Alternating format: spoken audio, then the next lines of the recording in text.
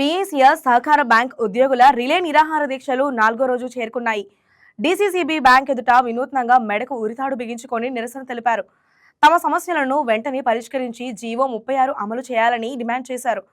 CCI నాయకులు కామేశ్వరరావు మాట్లాడుతూ 78 రోజులుగా రాష్ట్ర వ్యాప్తంగా పోరాటం సాగుతున్నా ప్రభుత్వం స్పందించలేకపోవడం దురదృష్టమన్నారు. పీఎస్సీఎస్ ఉద్యోగుల సమ్మె 78వ రోజుకి చేరింది. ఇప్పటికి కూడా ప్రభుత్వం నుంచి ఎటువంటి చలనం లేదు. ప్రభుత్వం తక్షణం స్పందించాలని చెప్పి డిమాండ్ చేస్తూ ఉన్నాం. ఈ సమ్మె ప్రభుత్వం మరి ఏం ఆలోచిస్తుందో తెలియదు.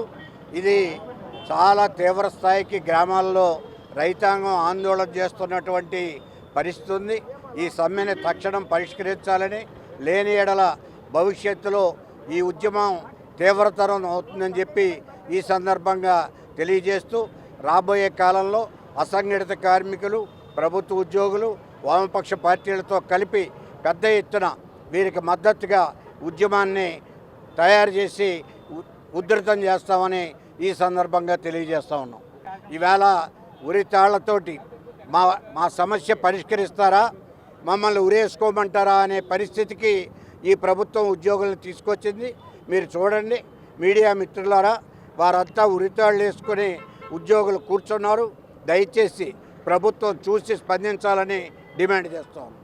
ఈ వీడియో మీకు నచ్చినట్లయితే లైక్ కొట్టి షేర్ చేసి మా వైకే టీవీ ఛానల్ని సబ్స్క్రైబ్ చేయండి.